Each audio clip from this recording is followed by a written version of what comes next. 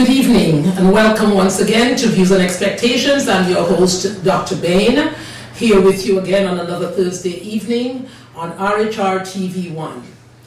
It is my distinct pleasure to have with me in studio this evening a very busy man. He slipped into the studios of Views and Expectations because he's a man with an opinion. And this evening we are going to be discussing, but isn't it true?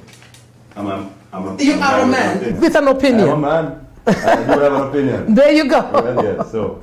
And so this evening we are going to be, first of all, acknowledging that we are celebrating, or have celebrated the birthday of Dr. Martin Luther King.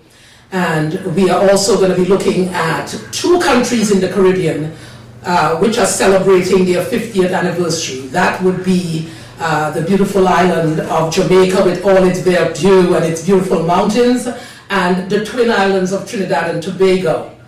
Much smaller in size to Jamaica, but all the same has a certain level of dynamism that is quite interesting, and I guess comparable to that in Jamaica, though it has its own essence and its own eclectic mix of people and sounds and rhythms and movements. And when we look at the aspect now in Trinidad, when you talk about the spiritual or Christian links to these islands, Trinidad and Tobago, by the name Trinidad itself, as a matter of fact, was named La Trinité, meaning the three sisters, because that is what Columbus saw when he came up against us in the southern area of Trinidad and Tobago. And so it was named after La Trinité. People have different perspectives on why he named it La Trinité, whether it was because he had made a commitment, he had submitted himself to the Father, the Son, and the Holy Spirit. During his time of travel, he had committed that voyage to again, those icons of Christianity and terminology that is really associated with Christianity. Whatever the reason might have been that he named it, but he named Trinidad La Trinité. Of course, the Spanish version of. And so there are many things that you will see that once the Spanish have come through in Jamaica, you have several places that are named, have Spanish names to them. In Trinidad, the same thing, because the very capital of Trinidad is Puerto de España. Port of Spain, Puerto de España. Yes, and when we talk about, it is something, as I mentioned, Spanish Town, and the amount of fighting and stuff that went on there, and the Spanish Town is today. And we're going to take a look at that in a little bit. What is the state of Spanish Town today? But there's also a place in Trinidad called Sangre Grande.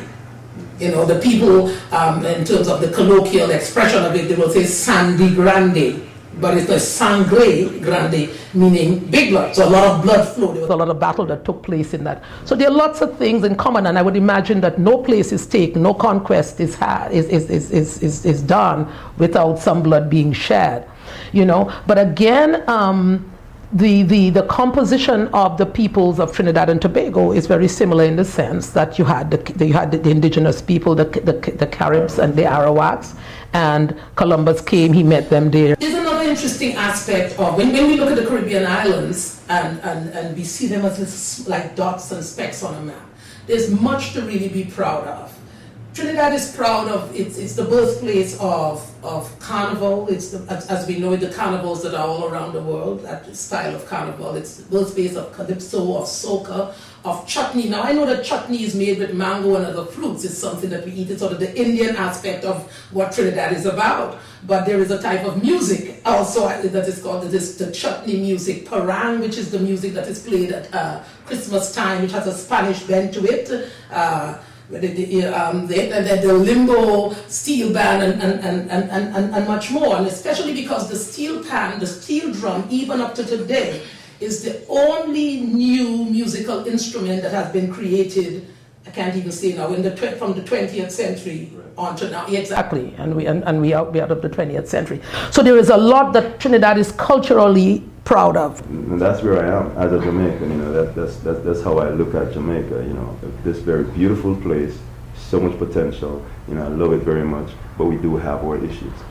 And we can say the same thing about Trinidad and Tobago, a beautiful island, beautiful islands that make up one country, one nation.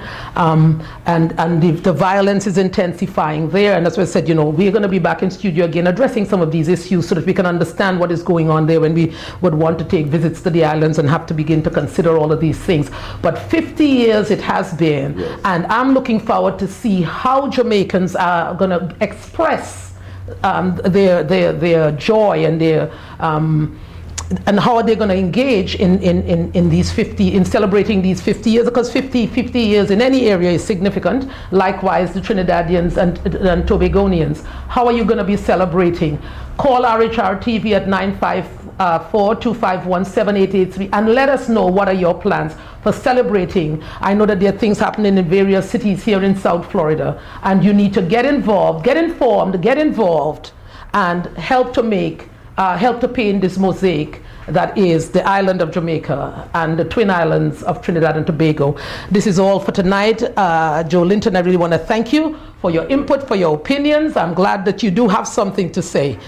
You don't have to be provoked to speak. I thank you for the wealth of knowledge that you have, and it's been my pleasure. I really thank you for accepting to be here this evening. This is Views and Expectations. I'm your host, Dr. Bayne. See you next week, same place, same time. God bless you. God bless Jamaica. God bless Trinidad and Tobago. And God bless America.